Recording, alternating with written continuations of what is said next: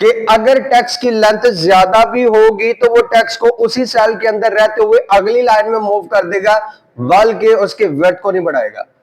ये है fixed column width. बात समझ आई? कि लेंथ ज्यादा थी टेक्स्ट की, इस वजह से वो उसी सेल के अंदर, ये नहीं है कि उसने सेल चेंज किया है, उसी सेल के अंदर अगली लाइन पर आ गया। एग्जाम्पल नंबर, ये फर्स्ट वन एग्जाम्पल थी। Example number 2, again insert table, और इंसर्ट टेबल पर आने के बाद मैंने अगेन 5/10 का टेबल, लेकिन अब मैंने ऑप्शन सेलेक्ट की auto fit to contents. Yes, कि जितना कंटेंट हो, जितना टेक्स्ट हो, उसके मुताबिक उस कॉलम की विड्थ क्या हो, इंक्रीज हो। यह है ऑटो फिट टू कंटेंट्स। पर क्लिक करने के बाद लो जी, ये है 5/10 का टेबल। क्यों? कि जितना इसके अंदर टेक्स्ट लिखेंगे उसके मुताबिक इसकी विड्थ बढ़ती जाएगी।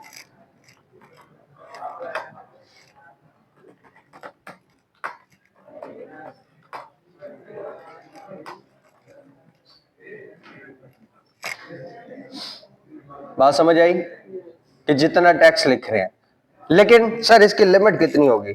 इसकी लिमिट सिर्फ पेज के मार्जिन तक की होगी, जो पेज के मार्जिन हैं, इससे बाहर नहीं जाएंगे वो। ठीक है, ये बताया था ना मेजरिंग स्केल का, बहुत डिटेल में मैंने बताया था जब बुलेट्स को हम डिस्कस कर रहे थे। ये है वो पेज का मार्जिन है। जैसा कि आप देख सकते हैं कि ये जो हमने ऊपर वाला टेबल भी ड्रॉ किया, इसकी क्या मजाल है कि ये टेबल ये मार्जिन से बाहर जाए, क्योंकि वर्किंग एरिया वही है, उससे बाहर नहीं जा सकता वो। तो ये थी एग्जांपल नंबर 2। और एग्जांपल नंबर 3 की तरफ आते हैं। इंसर्ट टेबल 5/10 और ऑटो फिट टू विंडो। से मुराद जो पेज का मार्जिन है वो उसकी विंडो है, कि विंडो तक फिट होना चाहिए। Auto fit to window, margin से कम नहीं होना चाहिए और मार्जिन से तो बाहर जा नहीं सकता वो। सिर्फ नाम चेंज कर दिया है।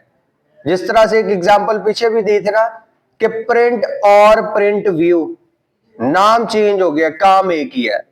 यहां पर भी फिक्स्ड कॉलम विड्थ की बात कर ले या ऑटो फिट टू विंडो की बात कर ले, काम एक ही है, नाम दो है। जैसा कि एग्जांपल करके देख लेते हैं। तो ऑटो फिट टू विंडो पर क्लिक करने के बाद ओके किया। एग्जाम्पल नंबर 1 की तरह ड्रॉ हुआ है, लिख के देखते हैं शायद उसमें कोई चेंजिंग आ गई हो।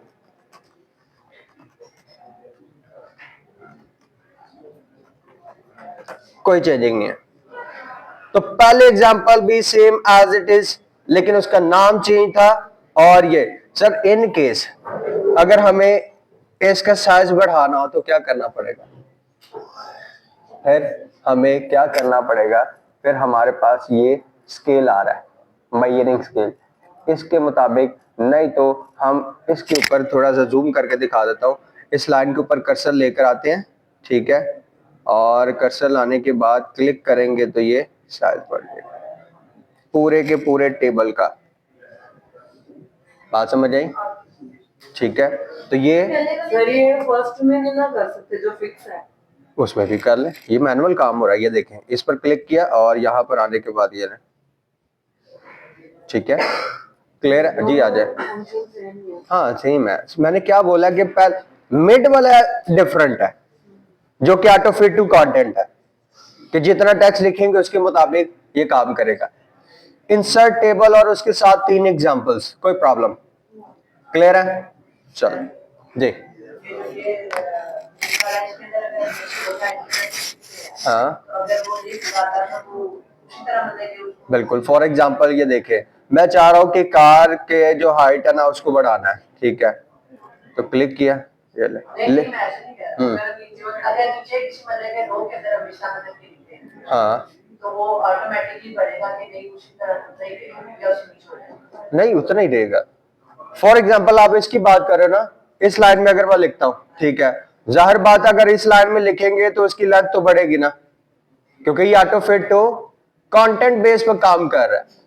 ये ऑटो फिट टू विंडो है, ये ऑटो फिट टू फिक्स है। लेकिन जैसे ही ये पेज के मार्जिन को टच हो गया फिर इसका साइज नहीं बढ़ेगा, फिर उतना ही रहेगा।